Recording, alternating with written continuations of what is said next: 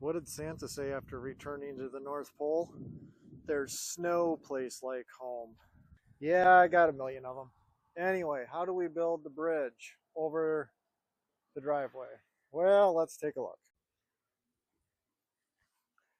So this whole structure is just built from pallets. We grabbed, these are 3 individual pallets. Here we've just got, I stacked 2 of them together, and then I put a little piece of pallet wood in between here as a cleat and screwed them together. So those permanently stay together there. And then this front one here that angles off as a stabilizer, that's a separate one. And I just run a couple of screws in there during the season when it's standing. And then when it's time to take it down, obviously buzz them out and carry this away in pieces. And then the other side here is the same way. And then for the top, I'll come to the back side here. The top is one great big long pallet, and I was hoping it would be wide enough for the driveway and to get vehicles through, and it sort of is, but it was a little bit tight running cars in and out, especially on a regular basis. So I went ahead and just grabbed some 2x4s, and I added a 2x4 on front and back, ran them all the way across, just to extend this out, and that gave us that extra width to more comfortably run the cars in and out. And then to make them easier to put together, at the top here I just put a cleat on both sides.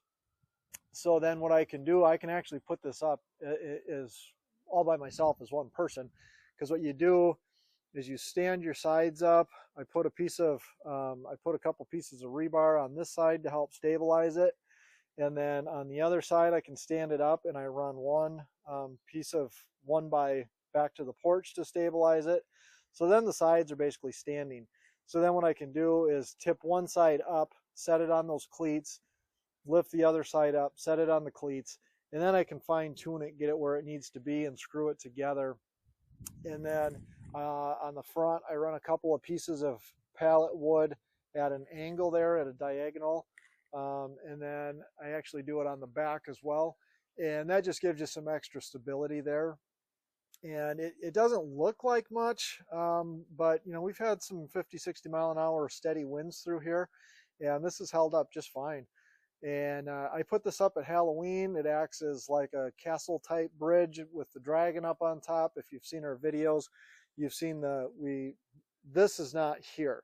I put a big dragon from Home Depot up there that breathes smoke and everything. And then we put some skeletons and stuff guarding this and make it all spooky. And then we put a backdrop across the back, and we use it for people that want to take pictures as kind of a selfie station. And then for Christmas, we obviously take all that down, and then we put this roof up here. I guess not roof, but gable end, you know what I mean. And that's just built from some plywood.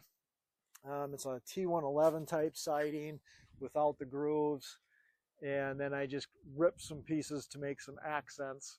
And then the sign is just a piece of Coro board, and the wife took the Cricut machine and made some letters and made this beautiful sign for us.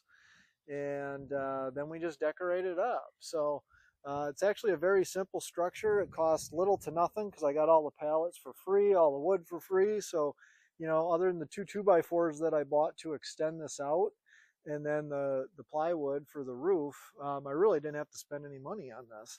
And then the charred color comes from, we take a big blowtorch and we char all the wood, and that gives it a little weather protection and gives it just kind of a nice aged look to it as well.